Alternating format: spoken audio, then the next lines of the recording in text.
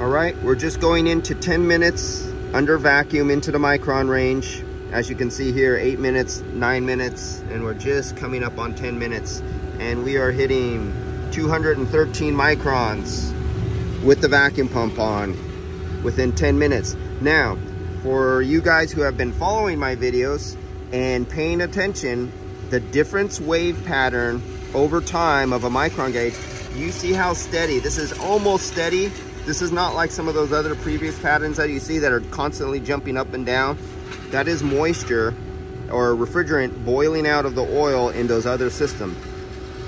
This particular system on this 2015 335i BMW, I think I made the video when I recovered this because it had my tag on it, and I just filled in the date today because I'm charging it up right now. Usually I just have the year on there or the month in it, but I don't have a day.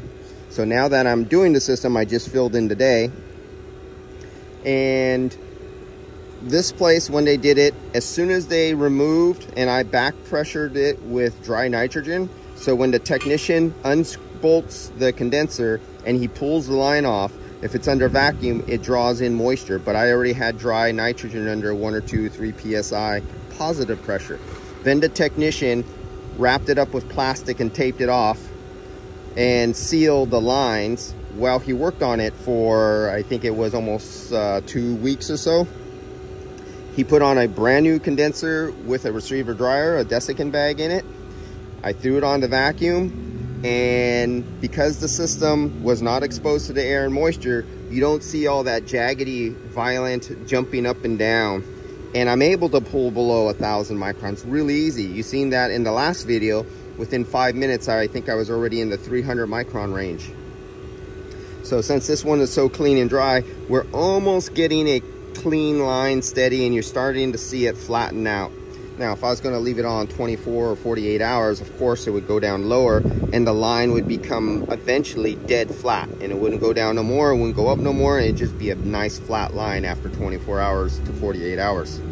But of course we can't do that in reality unless this was somebody's personal car and I leave it at their shop with one of my vacuum pumps on it overnight, which you have seen videos of me doing, and you get to see what the results look like. So we'll break off here. I'm gonna go to lunch and we'll let this continue. Unfortunately, sometimes this goes into battery saving mode and it'll break my connection of Bluetooth to my data logging, and I may lose it and might have to start it back up after I come back after lunch. But we'll see how far down it dropped, and we will see if it becomes a little more steady and a little more flat, more of a flat line after, you know, say another half hour to an hour. All right, we will be back in the next video. I think this is second or third video. We'll be back in the next one.